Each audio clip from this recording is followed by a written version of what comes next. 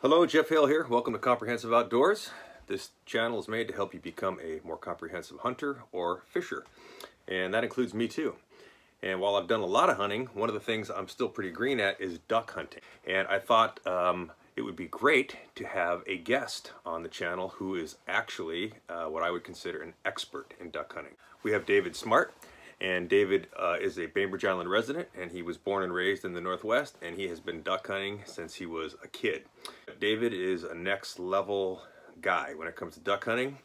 His level of intensity and knowledge and commitment has led him to have a lot of success. So we're very fortunate to have him talk to us about the basics of duck hunting and what you need to get into the game. Let's welcome David and listen to what he has to say. I think you're going to really enjoy this.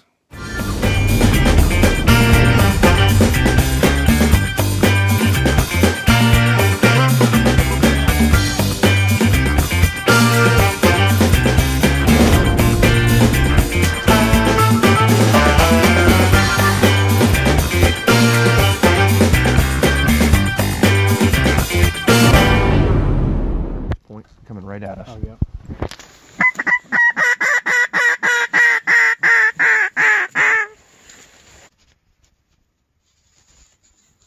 Okay, go right to the right. Right in front, right in front. Hey guys, I am David Smart. Jeff asked me to talk a little bit about getting into duck hunting and what's it take to get started as a beginner. So, a few things we're going to cover today: clothing, decoys, and your choice of guns and ammo. Okay, we'll simply start from the top down and walk through all that. But before we do, just to tell you a little bit about myself, born and raised in the Northwest, been hunting my entire life. In fact, earliest memories are getting dragged into a duck blind and taking a nap in the cattail somewhere. I like to spend a little bit less time in the blind itself these days. Shoot my birds, get out, get back to eating good food, hiking in the hills, chasing chuckers, quail, you name it. So hopefully these tips will help you get started. And, we can go through a series of these conversations and get more in depth as we go. But for today, we're going to keep it really high level, talk about what you should have in your blind bag, what you should be wearing, and what decoys you should use. So starting out with clothing, okay? Most important thing with duck hunting and clothing is staying warm. And that really starts with keeping your feet warm and your ears warm. Okay, so a good camo hat with a bill, got to keep your face down, can't be face flashing those birds. I wear this one myself, my DU hat. A good jacket, right? We're in the Northwest, it rains a lot. They all leak. It's just a matter of which one keeps you warm while it does. Okay, there are a lot of good options out there. I myself wear the Sitka Hudson jacket at this point, but I've also worn jackets from Columbia. But you can also wear a sweatshirt just like this. Drab colors, stay down, don't move too much, and you're going to be fine. So it doesn't have to be fancy. As far as underlayers, I personally wear breathable waders. I wear my steelhead fly fishing waders by Redington. I think they're the best bang for the buck out there. But pants and underlayers, whatever you're going to wear when you're winter steelheading, it's going to keep you warm. Wick moisture away, keep your body warm, keep that water away from your body. So, I've got a pair of long underwear, some Patagonia long underwear, some Sims long underwear, long pants, and then kind of a shell pant that I wear over that. That and wool socks, okay? Wool socks are the most important piece of the whole equation. If you're standing in frozen water, mucky water, they're going to be helpful in keeping you warm. So, hat, good jacket, some pants that wick water away, and then your good wool socks. Okay, I've got my waders, like I mentioned, my Redington waders. I wear Sims boots. Redington doesn't make a size 14 boot. Sims does. They're Freestone lug sole boot. It's what I prefer to wear. But there are a lot of good options out there. But the Redingtons have really held up well for me over the years, better than almost any other wader I've encountered.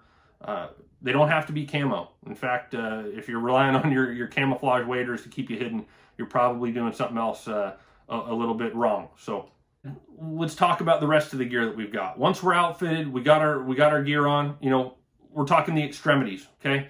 Your hands. Hands are going to get wet, okay? What I like to wear, and this is a little secret, It's not much to it, but my black nitrile gloves, okay, mechanics gloves. I can wear a nice warm glove over the top of that, but these are going to keep me warm. They're super cheap. They're going to keep my hands dry, and I can change them out all the time and not worry about it. I've converted a lot of people to wearing these things, but you know, super easy to throw a couple in your pocket. Great way to go, okay? The other thing you might want to have, twofold, okay?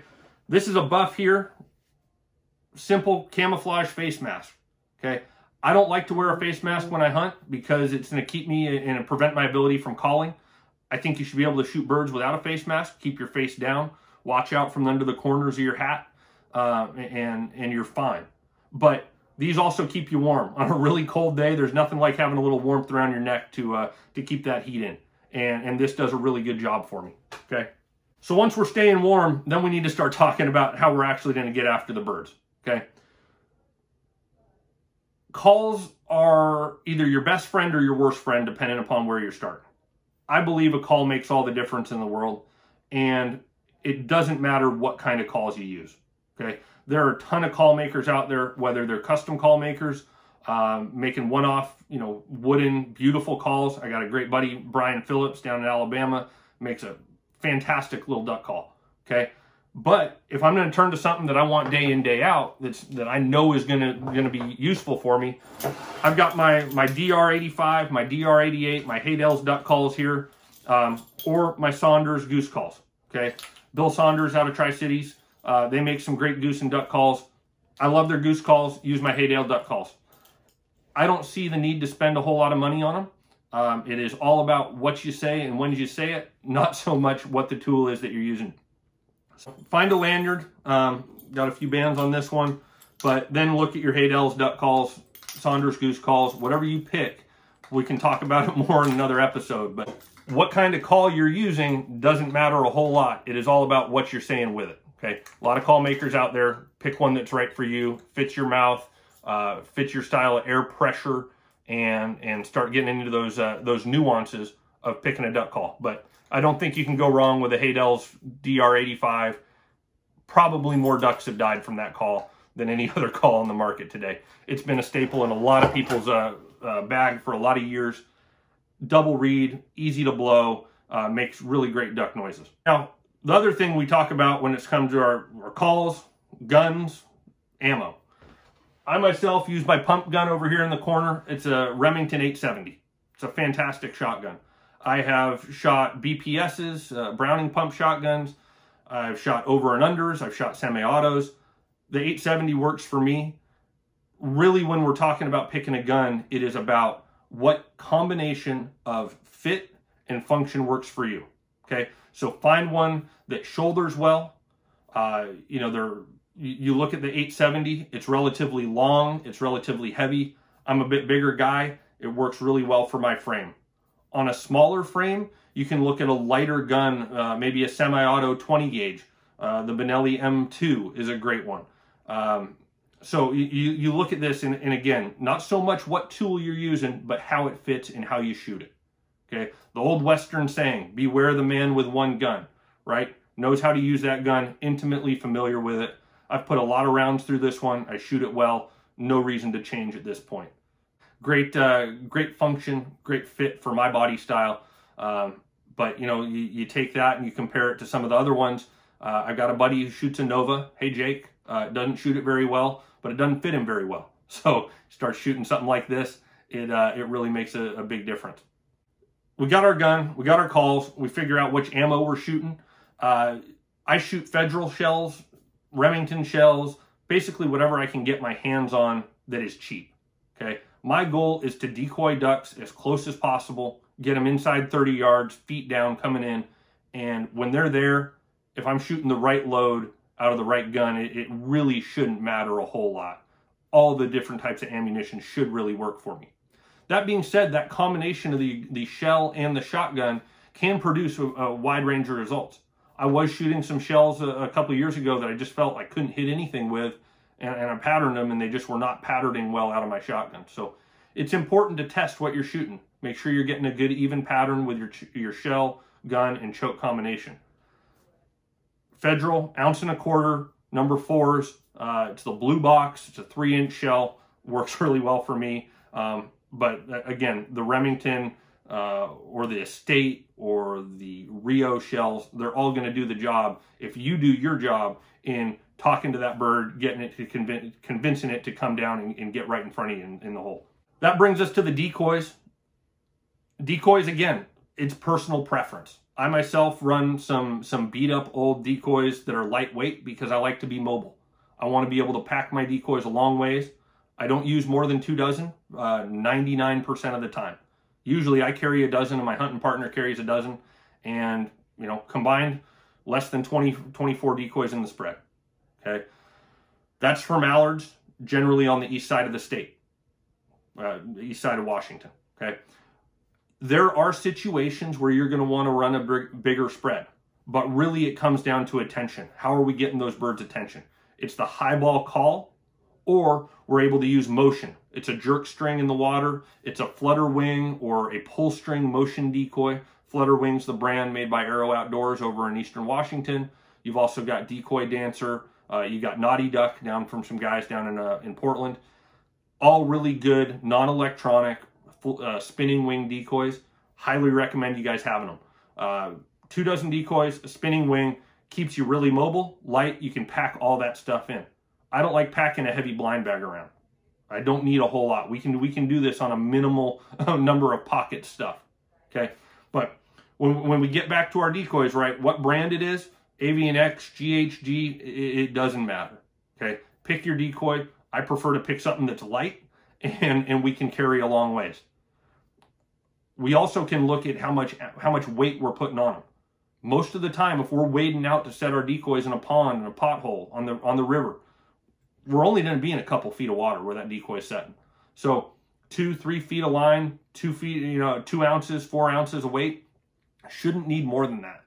We're going as minimal as we can. I'm running a 2-foot Texas rig with a 2-ounce weight on most of my decoys. Okay, Texas rig is just a heavy line with a sliding weight on the bottom of it. We get our gear, we get it packed in. We have our blind bag. I've got my blind bag I keep in my truck right here. Put my face mask in it. Got my hearing protection. Always good to try to save your ears. I haven't done it so well over the years, but this hearing protection, always helpful, whether it's the big earmuffs or just plugging in a set of hearing aids. Okay, shells, got our shells, got our calls. That brings us to the 2 last things that are very, very important for us to pack in our decoy bag or in our blind bag. Okay, our headlamp, never forget it. It's really easy to get lost, and I've been out there in the dark looking at my phone trying to find the trail.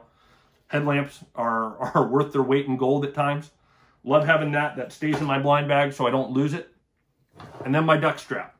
Okay, this is a little bit heavier one made by Otis Leather out of Texas. It's a great piece of equipment. I'm not going to wear this out in 100 years, but I carry this thing everywhere with me. When I'm a long ways back in the marsh, I want to have a duck strap to help me carry everything out, but we don't need to pack that in. All of this stuff should fit in your jacket pockets. Be minimalist. And then there's Honey up there on the wall. That's her 3rd retrieve ever with a cackling goose at about 5 months down in Oregon. If you don't have a dog, you're missing out. That doesn't mean you can't hunt without one. My buddy John has shot a lot of ducks over the years without having a dog, but life's better with a dog. Okay, so usually it's myself, John, our dogs, Honey, Missy, Madison, Abby, you name it. We've got our crew that we're going out there, but it's just a couple of us heading off into the darkness with a load of decoys, our calls, our guns, our ammo, and we keep it pretty minimal, right? You don't have to have a lot of gear to get into duck hunting. People talk about it, you think you might have to. No, it's not complex. Okay, we can make it much more complex than it has to be, like a lot of things. That's it for now.